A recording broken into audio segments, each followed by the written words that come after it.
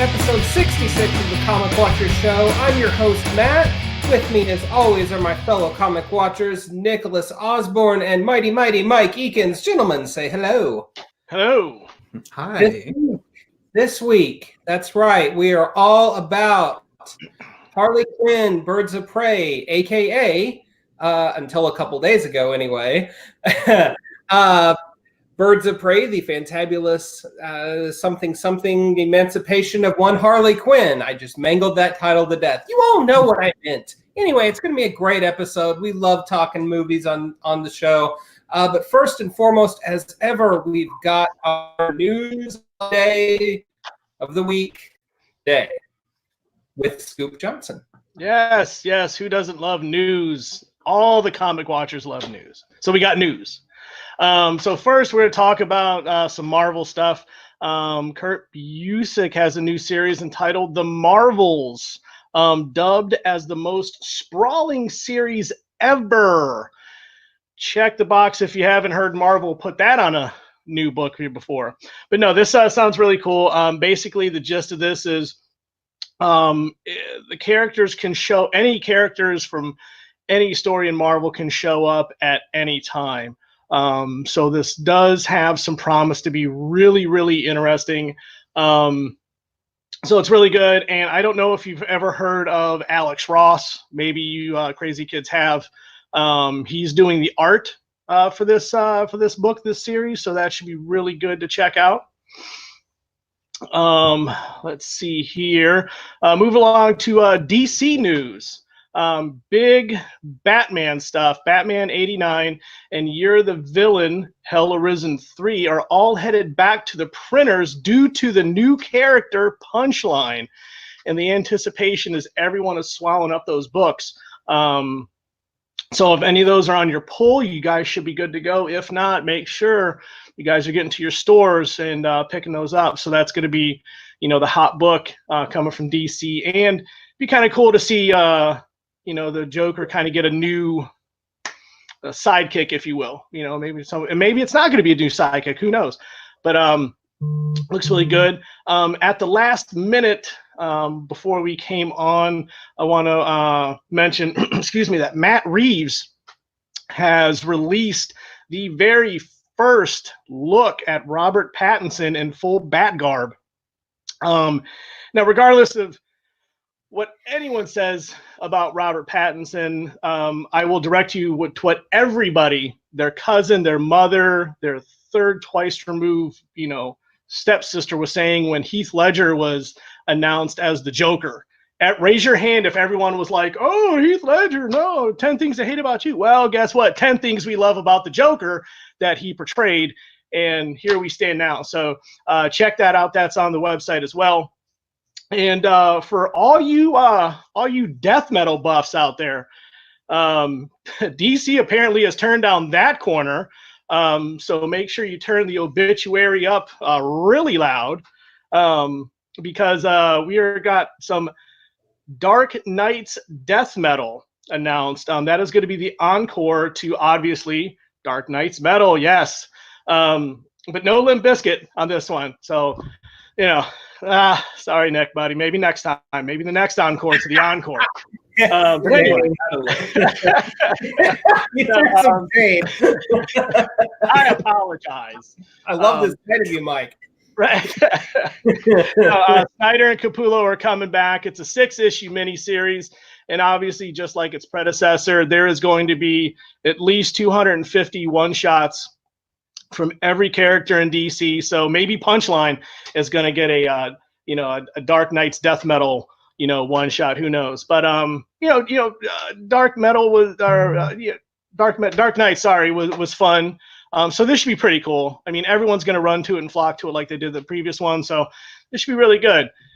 And let's see here, from O&I Press, all you Invader Zim nuts. They are coming out with a new quarterly after this current run from O&I. It's going to end at issue 50. And then after issue 50 wraps up, they're going to go to a quarterly release. And that is going to be entitled simply Invader Zim Quarterly. So it's going to be like new writers, new artists. So they're kind of revamping that. Not stopping the book, but just like I said, going to a quarterly and a new creative team, which looks pretty good. That's on the website as well. And then we're going to wrap up some news here with some big exclusive. That means we got it first, kids. That's right. Comic Watch.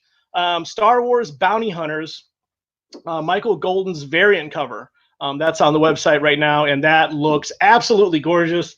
Can't wait for that to come out. Huge Star Wars guy. So really excited for that. And, gentlemen, that's going to be the news, unless you guys have anything from the world of the interwebs or anything that you want to add to it. Nothing odd, weird, or strange from me. I would like to know if there's anything at all going on in the world of the Rob Father himself this week. Oh, excuse me. Is there anything going on in the world of Rob Father? Woo, okay. So hopefully everyone, if you have snacks, do not run away to go get snacks. If you can get snacks after we talk about the week in Liefeld. Anyway, so big thing is now that Gwen Stacy's out, tons of variant covers, really good looking covers on there. And obviously there's one where she is taking, like she's in Spider-Man, she's, She-Hulk, and I think there's a Deadpool version on there. But anyway, a lot of people, and of course the Rob has jumped on to where she looks like She-Dragon from the Savage Dragon 51, which, if my memory serves me correct, I want to say that's when Savage Dragon, I don't want to say died, but I think that's where they thought he died. Yes, thank you. And so obviously the She-Dragon takes over, with the assist. I like that. So there's a bunch of, that whole thread, I jumped down that rabbit hole. And it was funny. And the best comment from that whole section where they were just kind of glamoring on Gwen Stacy and for Marvel for releasing this book was one guy chimed in that today's comics aren't for me. This title really diminishes Gwen's character. Well, since this book is really diving into Gwen's background like we've never seen and known, which is really exciting, how does this diminish her character? I mean, it's the comments going on here are kind of just like, like I wish your parents would change the Wi-Fi password, because it's like, it's just statements like that that are just really dumb. A couple other things that I thought was, Rob just kind of out of character but in character, where they were asking about Joe Kelly's Deadpool, and why doesn't Rob give Joe Kelly a little more recognition or respect, especially since like the movie kind of followed Joe's Deadpool and stuff like that. And he was like, you can say whatever you want, but you can't change history that I created Deadpool. Well, Rob, but exactly, Nick. I was just like, that's not what the guy said. And it was an innocent tweet. And Rob was just kind of, fangs out and, you can't change. Well, you didn't talk about history. You didn't talk about, erasing Deadpool and, the character that you created and gave us and, yada, yada, yada. It was just weird. But yeah, it was just, and then there was some tweets going on about, obviously, the famous, Simonson, Liefeld going on, with X-Force and stuff like that, and and Fabian and stuff. It was just going on about the royalties he was receiving and how he never had to ask for submission for anything. He was just kind of, in a sense, running the show back in the day. And I'm just like Rob, like I want to invite him on the show just so we can just hug it out and kind of discuss, what's going on. Like, I mean, are the meds too strong? Do we need to kind of knock back a bit? Dude needs a hug in a major way. He does. And, I would let you give it to him, Mike. And I mean, he needs a hug. it speaks to this mentality that he has, that he knows he's really got like a couple claims to fame, and the main one, of course, being Deadpool, followed by Cable. And he hates the mere notion of anybody biting on that. Doesn't matter who added what to the character, what aspect. You know, Joe Kelly. I think it was Christopher Priest, after Joe Kelly, who added the fourth wall breaking. I could be wrong about that, but somebody did, and I don't think it was Joe Kelly. And I mean, just all these creators add things to characters. I mean, if we want to talk, and I'll use Wolverine for a prime example, right? You know, designed by John Buscema, if I remember correctly, and tell me if I'm wrong. You know, and you know, written by Lynn Wein, but they've gone on record. Lynn Wein went on record before he passed away of saying, you know, I didn't know who he was under there. I didn't know he was Canadian. I didn't know. I assumed his claws were part of his gloves. You know, all that stuff came later. That was all added by Claremont and Cockrum and Byrne. So I mean, there's additive properties to who creates characters, and you know, and adds to characters, and to diminish the contributions of other creators is just it's just weak tea. And you know, Rob, I get it. Your moment in the sun has passed. You're turning into the angry man, the old man that yells at clouds on Twitter.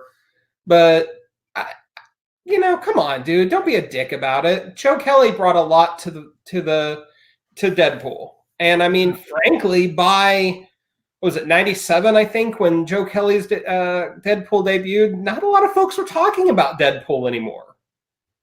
They just weren't, you know?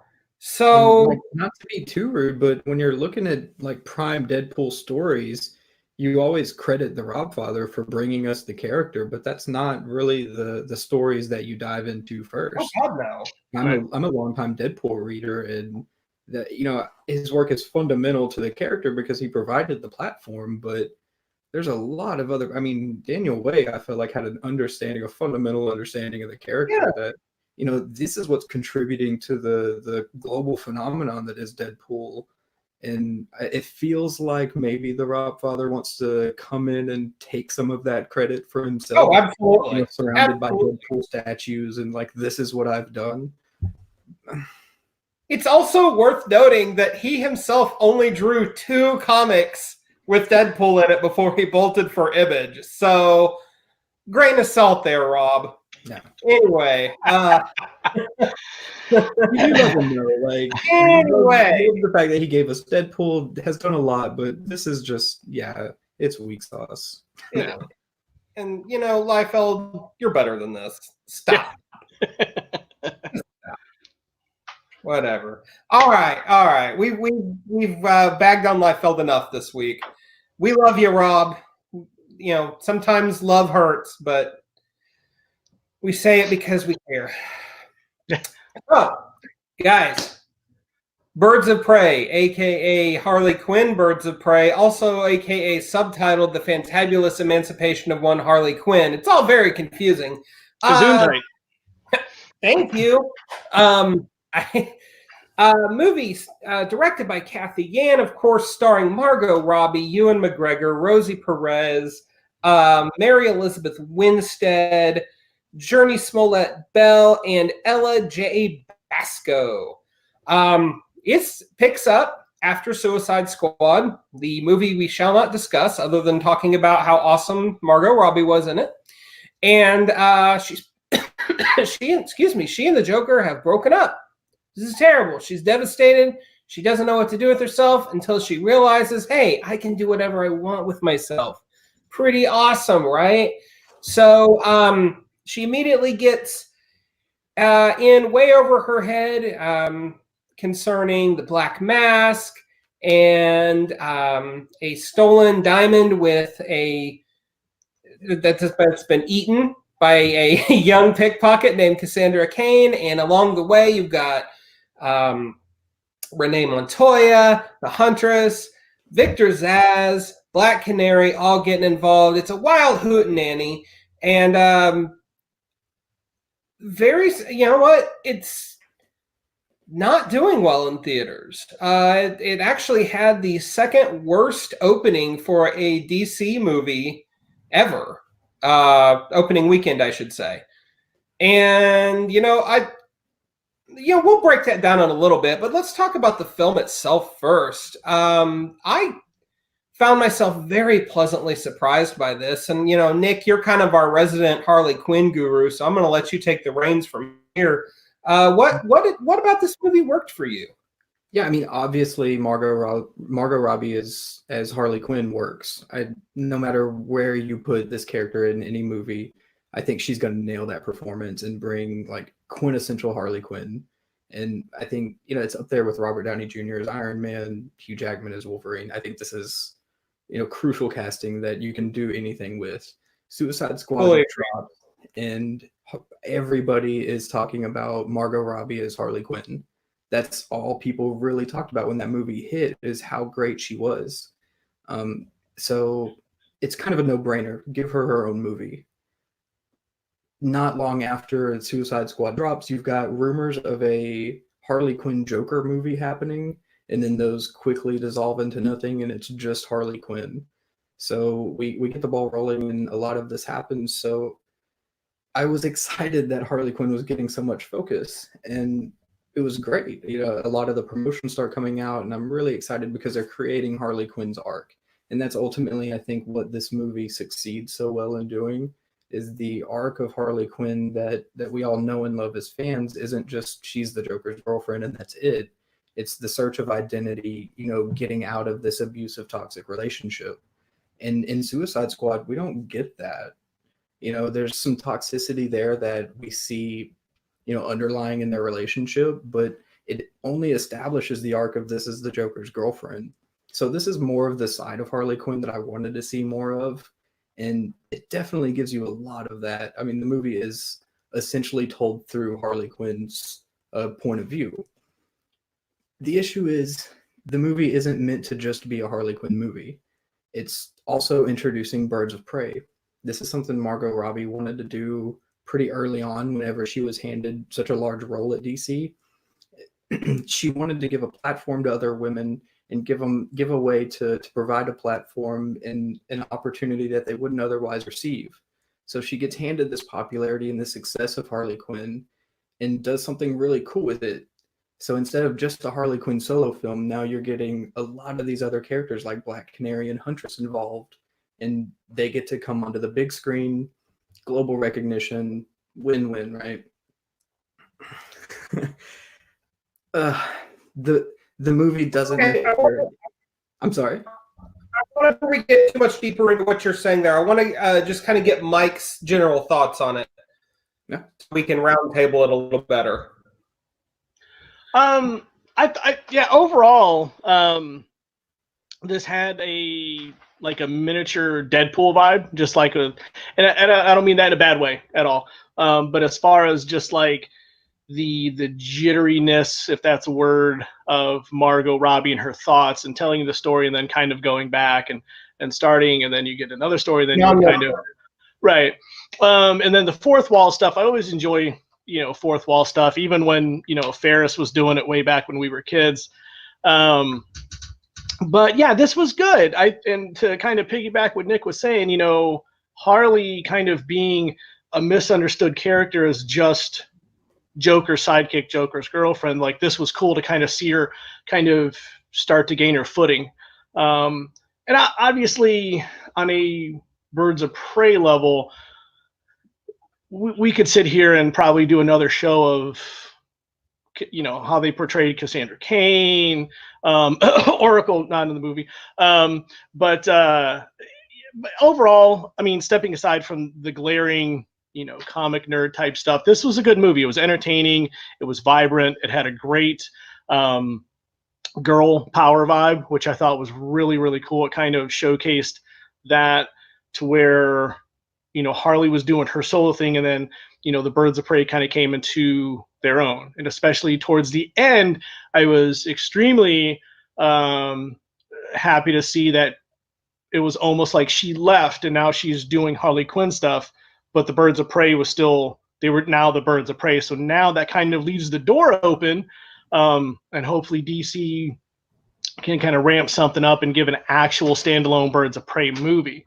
For me, I thought, other than Margot Robbie and what's her name, Mary Elizabeth Winstead playing the Huntress, I thought was beautiful, marvelously played. She really just stuck out, being the badass that Huntress is, and I think she just, the vibe I got was that she kind of, it felt like she studied Huntress a little bit, like she just didn't kind of put on a costume and go out and kind of start, you know, hitting people with crossbows and stuff like that. It really felt like there was an authenticness to her role. It's really, really good. I will say that Ewan McGregor as the Black Mask probably could have been casted better. I just thought it was. What's up? I don't. Let me throw this out there. Yeah. I don't necessarily feel like the casting was the problem, because I feel like Ewan McGregor could have done a great job. The problem, and this is, I mean, in a directorial sense, this is really my only complaint against it. His direction is just all over the place. Yes, it was so erratic. He was just back and forth. Back and forth. And there's no real.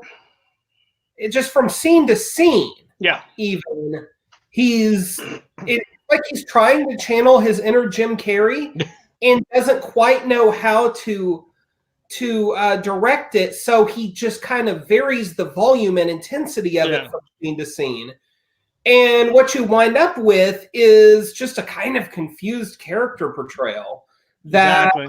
And they never do anything to explain what the deal is with the masks. I mean, he's got a bunch of masks around his apartment. That's cool. He's the Black Mask after all. But they never go into the psychology behind it, the whys and wherefores. So, I mean, that was a miss. I will say his demise, spoiler alert, I guess, at the end of the movie was one of my favorite moments in the movie. Yeah. That was classic. Yeah. He wasn't. He definitely didn't have the high ground at that point. He did not. Like, I don't know if you remember, but before it came out, there were a lot of rumors circulating that they were going to have a gay relationship with the Black Mask. And Victor's Daz, character. So when we get to the movie, I got pure chaotic bisexual energy out of him, and I loved it. Like, there was a lot of instances where, you know, he is really hitting a lot of different sides of the spectrum and kind of wild. And I thought that was cool. The chaotic energy around that character, I thought worked. But it was, you know, it was definitely different than anything we've read before or anything like that. But within the comics, well, that's not even trying to compare it with the comics. But I don't know. I don't feel you on that one. But I mean, to each their own. You know, it's cool. Yeah. So, you know, Mike, to touch on something that you were saying, and Nick, you can definitely feel free to jump in on this one. You know, you talked about how Harley Quinn was, you know, coming into her own and, you know, really owning her emotions post Joker. And, you know, there's a lot of anger, and she's not sorry about it. She doesn't feel shame or anything about it. She's angry and pissed and lost, and she owns that. And to a certain degree, all of these female characters in this movie have that same arc of owning their anger, and it's a really strong point. You know, there's at no point does the movie try to say, "Oh, you're wrong for feeling this way," and wag their finger, and you know, they hug and they learn their lessons, and no, they kicked ass together, and I love that. You know, Nick, you want to? I think that's a huge part of like her finding her identity. And that arc is, you know, you're coming out of this toxic relationship and she's trying to find her place. She doesn't really have anything or anyone. And this works really well simultaneously with the Birds of Prey, because it is about finding not just this family you've been thrust into, but almost the one you've chosen.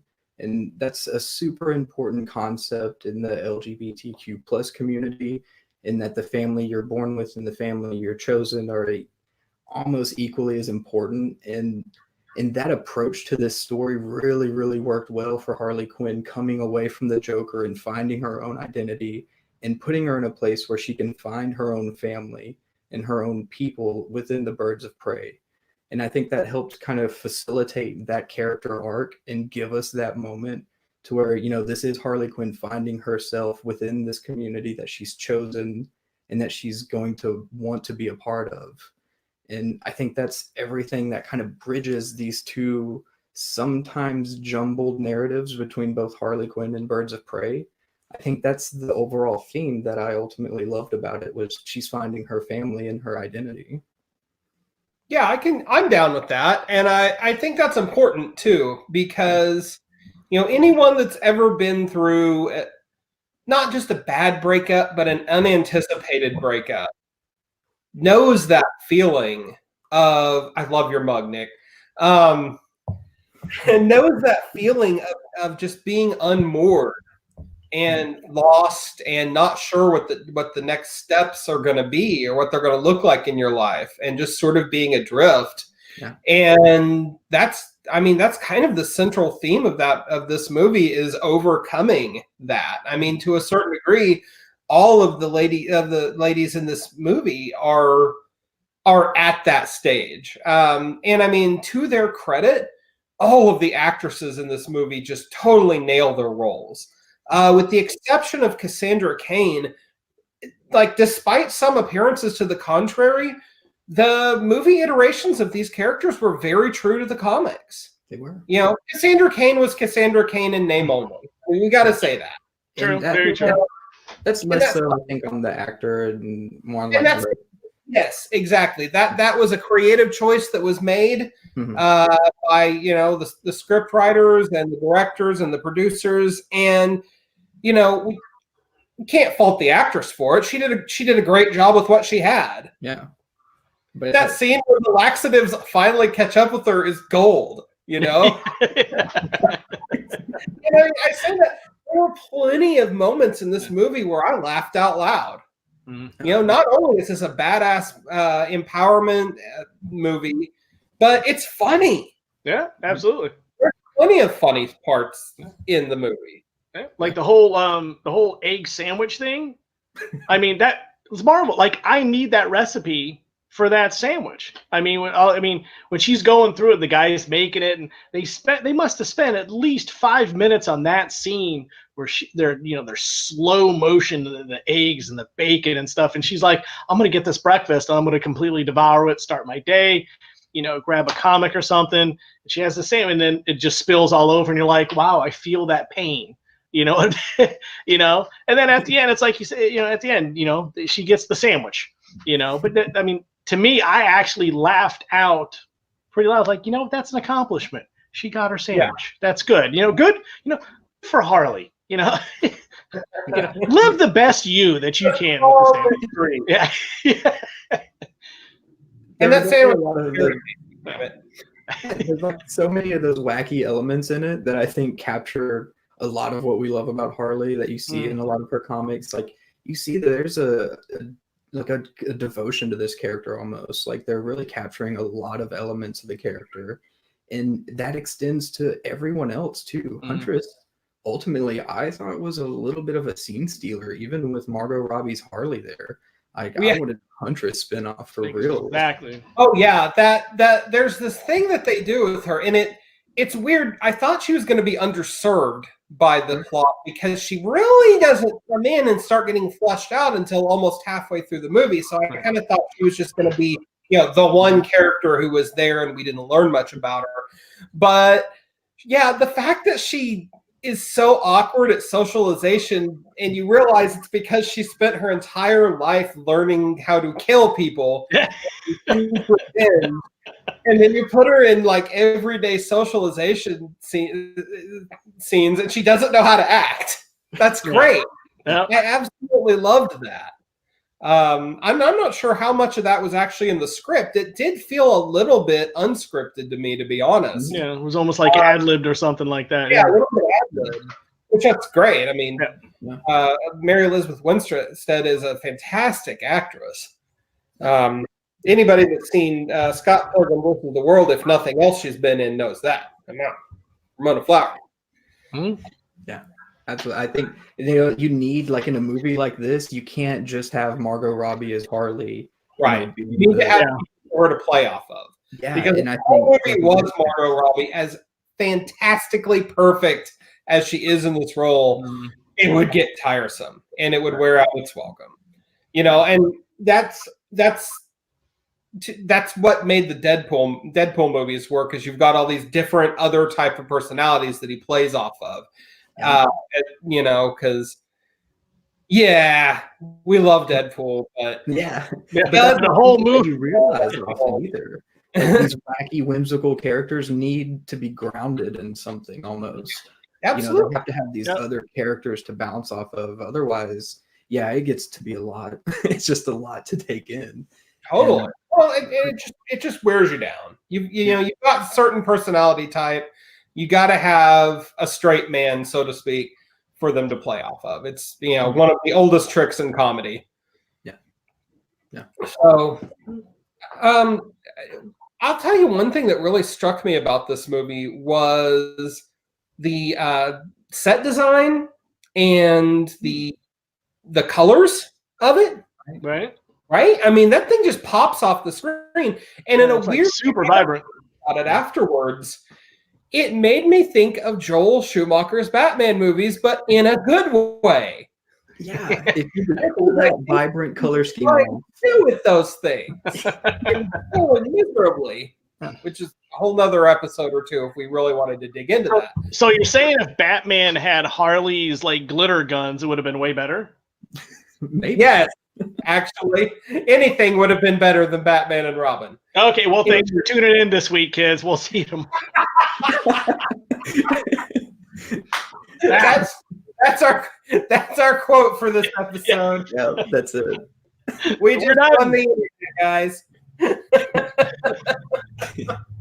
But, like, honestly, though, I really think the beanbag was probably one of my favorite scenes when she's walking into the police station. Yeah.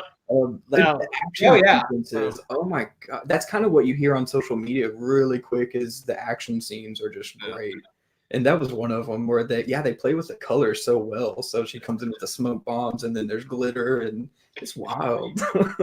shooting cops with a seemingly endless supply of beanbags. Yeah. But hey, realistic. It's not a movie grounded in reality, my friend. That is okay because it owns it. Yeah, no, it's marvelous. I don't know if you guys in reality. There's this person arrives at the police station and she's at the front desk. That's an obvious Terminator homage. Yeah. Oh, sure. Yeah, the death angle of the camera and everything, just the way. Oh yeah, Kathy Yan knew what she was doing right there, and it worked. Mm-hmm. It worked because she didn't belabor it and be like,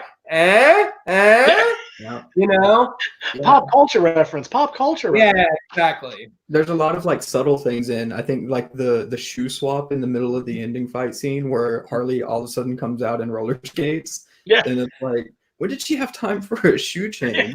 I do have a complaint about that. I feel like that's something that they caught in post and dubbed in a lot as some ADR to cover their mistake. Maybe to be honest, one of those moments that it was so out of left field that you're like, what? When did she have time to do that? Well, she obviously didn't. Just because you're pointing out your mistake doesn't mean that it's not still a mistake. I feel like you get that out of Deadpool stuff too, like in Harley Quinn style. It's just, it works to, you don't have to explain it. It's just happening. And I think that brings into like a random element. Yeah, and just let it go. Work well enough. Oh yeah. It's it's a nitpick at best. Right. We've got the whole end sequence of her like being pushed through the car on those skates and like doing all these awesome badass action scenes in skates. Yes. And I kind of thought that might have been a nod to women performing in heels and doing all these action sequences in heels. And then like the creative team almost picking fun at that. So I loved it. Oh yeah. Yeah. The climactic battle was great. Yeah. Absolutely. and again, the set designs are great. Yeah. You know, it could have been Yeah. a bland warehouse, you know, or a park, or you know, anything really. But they chose this scene, this abandoned or at least closed down theme park that completely fit the aesthetic of the movie, and the movie is full of conscious choices like that that sort of contrast the clownish side of Harley Mhm. Quinn with this kind of dingy down to reality side of her. Yeah. And like it worked. And for all of the comparisons to Deadpool, and I mean, there has to be some, you know, like Mike, you were talking about the unreliable narration. They lifted that straight from Deadpool. Right. The cutting back and forth with the timeline, they definitely took that from Deadpool. You know, so what? I still had Yeah, and like I said, I mean, all that stuff that I was saying earlier was definitely not a neg. I mean, I mean, my biggest negative, and this is just probably, you know, the nerd in me, was just not having Oracle in there, or even just a mention. I would have been happy with a mention of Oracle, but really, the Oracle thing was my only kind of about the movie. Other than that, I mean, it's entertaining, and that's why you go to see movies, you know. Yeah, and this is definitely entertaining, and like we've talked about numerous times, the set, you know, the wardrobes, and really just some really good casting of all the parts. So we've talked about it earlier again, where each actress and actor, they just really dove into their character and really owned their portrayals and stuff like that, and just really drove it home. And to piggyback off what you said earlier, Matt, is I mean, obviously I don't expect this to do like Armageddon numbers or, you know, Endgame numbers, but I just don't get why it's like the second worst or the worst opening from a DC movie, because it's not bad. It's not like, you know, the Suicide Squad. It's not Justice League or something like that. I mean, they actually tried for, you know, this movie, and definitely deserves a little bit more love, I think, in the theaters for sure. Yeah, most definitely. And you know, I feel like that's a good segue you made there, Mike, because we do need to talk about why is this movie bombing? Mm-hmm. And there's a ton of theories. You know, part of it,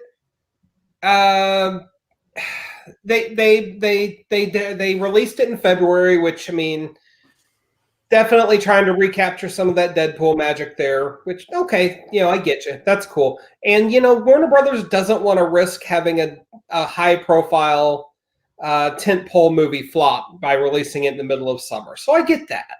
So, you know, little column A, little column B with timing. You know, I read superhero fatigue might play a part in it. There might be some truth to that. You know, we'll see how Black Widow does. We'll see how Eternal does. I think by the time we get to the end of the year and see how the other movies that come out this year do, we'll have a better barometer on whether or not that was a factor. But you know, the ugliest reason of all that I've heard is it's a movie about a bunch of female characters. Yep. And I hate that. That might be part of the calculus. But I mean, we've definitely seen toxic fandom go absolutely nuts over ladies doing things in superhero movies. And a suck-ass trend. And if you're a troll that's a part of that, shame on you. Yeah. Stop listening to this show. We don't want you to listen to this show. You're going to take good lessons from it and become a better person. But I just don't know. You know, I don't know about you guys. I went on opening night and there were like 15 people in the theater. I mean, did you guys have experiences like that? Yeah, I think ours, we went Saturday, and it was a 9:00 showing, but it was a 9:00 on a Saturday. And our theater, the one that we went to, is attached to a mall, you know, so take it for what it's worth. But I mean, we probably had, I would say 30 I would say maybe like 30, 35 or so people, but I mean, there was times where people were, clapping. There was some breakouts like cheers and stuff like that. A lot of people, I would probably say at least half of the theater stayed for the end credit, that's there. But yeah, and the thing is to go back, we saw the toxicity coming from Captain Marvel. And I love the fact that movie just made absolute bazillions, and all the basement dwellers just kind of were like, oh, it's horrible because she's a woman and she's doing stuff. She's not taking your job. Like, you were never going to get Captain Marvel. You were never going to get the role. Relax. You know what I'm saying? She was fine, in 21 Jump Street, no one had a problem with her, but all of a sudden she takes that lead role. And all of a sudden, the world's crashing down. Well, sorry, Skeeter, the world's not going to crash down on you. Women in power is not a bad thing. It's going to happen, But yeah, I mean, and not to, keep to pass it over to Nick, but yeah, our theater, like I said, we had a decent number turnout for opening night, but I don't get it. Maybe I think a lot of it though, besides just the trolls, I think social media plays into it. When you got horrible sites like Rotten Tomatoes and stuff like that, movies aren't even out and they're all like, oh, it's doing horrible in pre-reviews. Who cares? Like the Rotten Tomatoes score was. Are you talking about the audience score or the? No, reviews? I'm just talking about like Rotten Tomatoes in general, not like the Birds of Prey, But I'm just saying, like, social media in just in part plays for that hype of, oh, it's going to be bad. Oh, Oracle's not in it. Oh, this is not in it. Yeah, I don't really feel like Rotten Tomatoes was detrimental to it in that regard. As a matter of fact, after the episode 8 in Rose Tico, they changed their policy that in order to post a fan review, you have to show that you actually saw it in order to stop the review bombings from happening. Or actually, I tell a lie. I think it was after Captain Marvel. But I think Captain Marvel is a useful example because Captain Marvel is a part of that Marvel machine that is generating and pushing out these movies, and their marketing team is on point, and they know their target audience, and they know how to put that film in front of that audience. Warner Bros. Struggles with that. They've got a great product on their hands, but the transition from producing that product to getting those people in the seats, that was where there was a lot of confusion. Now we're talking about maybe renaming the movie to. Yeah, those morons didn't even know how to name the movie properly. Yeah, we're having this discussion. Yeah, that's not going to help. So, why on earth didn't you just call it Harley Quinn? And I think there's a lot of confusing. You've got this movie that's marketed towards a younger audience. Maybe they're a bit eclectic in their interests, but they're younger, and you've got it rated R. So you've created a strange situation, then you've backed it up with confusing marketing, but you have such a great product. So then you have positive word of mouth that's coming. It's a weird situation, and yeah, very much, very much. I don't think that marketing definitely did not help. Yeah, and like you said, it's never just one thing. There's a combination of influencing factors here, but it's hard for me to not look at the fact that women in ensemble films have not connected with audiences domestically. And true story. That is, and there's one other thing that we haven't talked about that I feel like worked against it, and that is DC movie skepticism. Their record to date. I mean, yes, Wonder Woman, Shazam, Aquaman, all varying degrees of good to great, and they made tons of money. But right now, Warner Brothers misses outnumber their hits as far as DC movies go. And I mean, it's not like all of the stories of the turmoil behind the scenes with, the Flash and Green Lantern Corps and Cyborg, which, by the way, back in 2014, we were told we were getting this year. Knock, knock, knock, knock.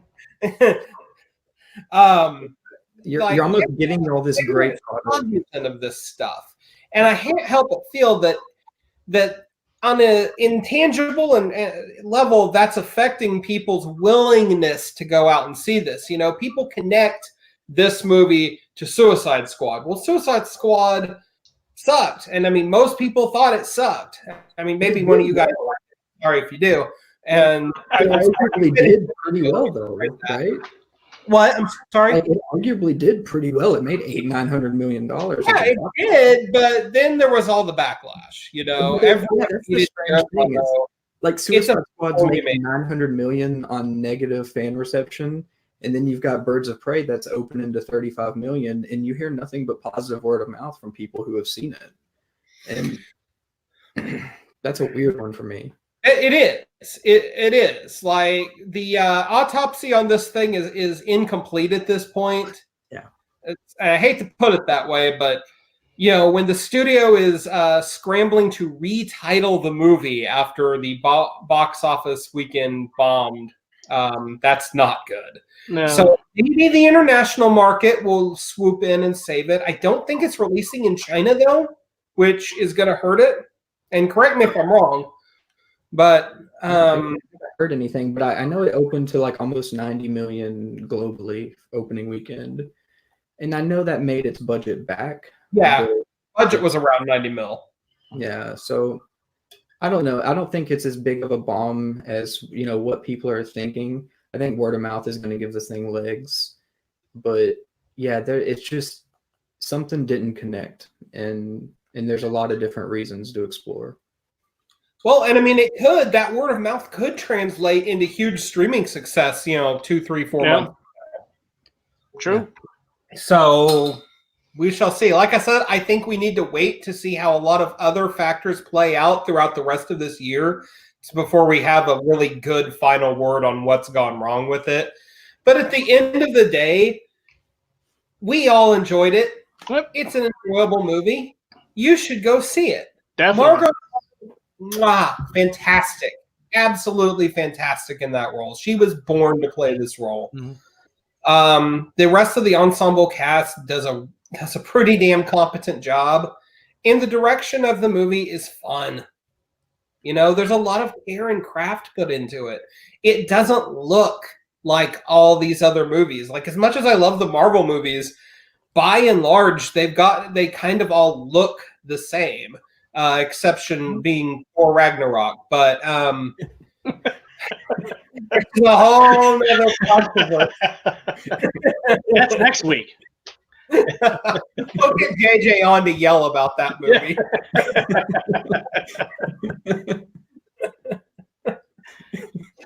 I loved it, but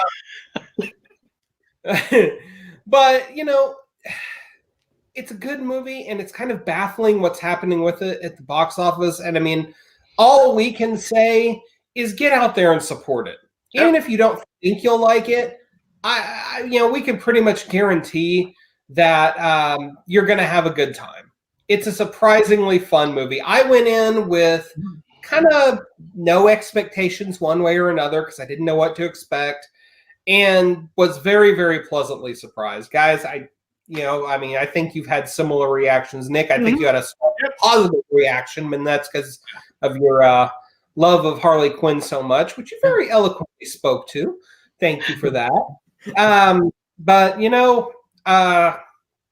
the end of the day, it is what it is, and we can just kind of give it our best guess. So, but it will hold up well over time. On Harley Quinn, Birds of Prey. No? Okay, I guess we've talked it to death. Thank you for listening. No, we're not done yet. We're not done yet. We're still going. We're not done yet. Wait, no. We still have to talk about what we've been reading and what we're looking forward to. So, Mike, you're up this week, man. I have been getting reacquainted. I mean, I don't know if I can get reacquainted with it, but rereading some Venom here. We just finished up Venom Island. Oh, excuse me. And, once again, has me really dissecting, who Dylan is, just how powerful he could be. and just what psychologically Eddie has been going through. And now that he is, bring me up to speed, and any listeners that might not know, who is Dylan? Dylan is, I guess you could say, I mean, right now Kate's is saying that Dylan is his son, is Eddie's son. Okay. However, we have found out that the Venom symbiote can kind of spawn itself. And so what is kind of being tossed out there is could be Dylan, could be Eddie's son, or he could just be a straight spawn of the symbiote. And as we found out through Absolute Carnage, and I want to say, let's say in between issues 17 through 19, right before Venom Island happened, we found out that Dylan is like the last codex that Carnage was looking for. So Dylan himself is the codex. So yeah, so this is like really cool, and especially in Venom Island 3. Well, actually, this happened in Venom Island 1, but Dylan right now has like this pet, if you will, and is the last strand of the Carnage symbiote. That when the maker had kind of was releasing and separating all the codexes and stuff, Dylan decided to keep one as a pet. Why he couldn't just go and get a hamster or a ferret? No, he's going to keep a symbiote. And so Sleeper is kind of telling him to, get rid of it. He can hear it type deal. And so we find out that Dylan can actually manipulate this strand of symbiote. The symbiote can attach itself to Dylan. So really interesting. And so Eddie is rescued from the island from Cap. Probably going to be the Avengers, because we saw the Avengers in Venom Island 1. So they're going to bring him back to the mainland, and now he's going to confront Dylan, and then he's going to see that we have this pet symbiote type strand, and I'm sure that's going to play out very well considering what Eddie has been through the last 3 issues on the island. So really good. Obviously non-biased because I'm a huge Spidey Venom guy, but just a really good arc. And Cates is just phenomenal with Venom and taking it places and stuff like that. So, and plus you got Mark Bagley doing art. So if anyone's going to draw, if anyone's going to do some Venom or Spidey, let that be him. So you really, books can't miss. Definitely a good read. And if you want to read a good review, go to comicwatch.com. Read the review to Venom 23. I don't know who writes it stuff, but it's good. I think he's bearded. But as far as what I'm looking forward to, I want to say it's going to be Teenage Mutant Ninja Turtles, surprise, surprise, 103. However, there's a little Canadian that's getting his own series again. That oh man, can't wait for Wolverine 1 to come out next week. And that's going to be some good stuff. So looking forward to, we'll say the Turtles, but most definitely Wolverine is what I'm definitely looking forward to coming out. Sweet. Nick, what have you been reading? What are you looking forward to? So I recently picked up District X, the somewhat X-Men tie-in that kind of explores this slums area of mutants that is the Wire level storytelling and Mutant really, Town. really cool stuff. It's kind of a re-envisioning of Bishop as a detective, and they put him in District X with this beat cop, essentially Izzy, who has a wild arc. Family life spirals out of control. Bishop's at the center of it. You've got a lot of mutant chaos happening and a lot of different aspects of social class happening that there's a lot of interplay that explores the dynamics with mutants and humans and kind of that hierarchy of class. Really cool stuff that not a lot of people talk about. But going through the list of what I'm looking forward to, of course, Wolverine #1. How can you not be excited for the old Wolverine to come back? But it's going to be a great week for me personally. There's a new Hellboy coming out, the return of Effie Kolb, which is, if you followed along with it, Mignola is picking back up on the Crooked Man story from way back in the day, and I am so here for that. We've also got new Vampirella. I think issue 8's coming out, and Spawn 305 is coming out. Really good day for my horror stuff, so looking forward to it. Sweet. Well, I picked back up my Silver Age Legion of Superheroes omnibus. I'm about halfway through it. They have just found a spy miniaturized in a capsule implanted in Sunboy's ankle, so I am enjoying some Silver Age goodness for all it's worth. But, I know Silver Age, especially DC, is not for everyone. Let me tell you, if you want the Ne Plus Ultra of Silver Age silliness, that's still readable, Legion of Superheroes is your bag. You just can't go wrong. What I'm looking forward to, surprise, surprise, Wolverine #1. I think we might talk about that on the show next week. I don't know, fellas. But Aquaman 57 comes out, and that's an exciting one because Kelly Sue DeConnick's run has been so great. And this is the birth of Aqua Baby. Yeah, didn't go so well for Arthur the first time. And, Manta killed it. Black Manta killed his kids. So I'm kind of hoping that history doesn't repeat itself here, but there's a certain resonance to this event if you are an Aqua fan. So, but yeah, it's absolutely DC's best stealth title right now that nobody's talking about. Do yourself a favor, check out The Adventures of Arthur Curry now, because it is superhero comics written with adults in mind, not in a dirty, sexy way, because this is still DC. I know. Bad thing. It's okay. Yeah, totally doing it. Totally doing it for me. Outstanding title. But yeah, hey, next week, the best is back, baby. Wolverine #1. This has been episode 66 of the Comic Watchers Show. Thank you so very much for watching and listening, I should say. You can check us out on Spotify, SoundCloud, Stitcher, iTunes, pretty much anywhere that finer podcasts are found. We are part of the comic-watch.com family, and that is pro news and reviews written by fans for fans. Thank you again for listening. We will catch you next week.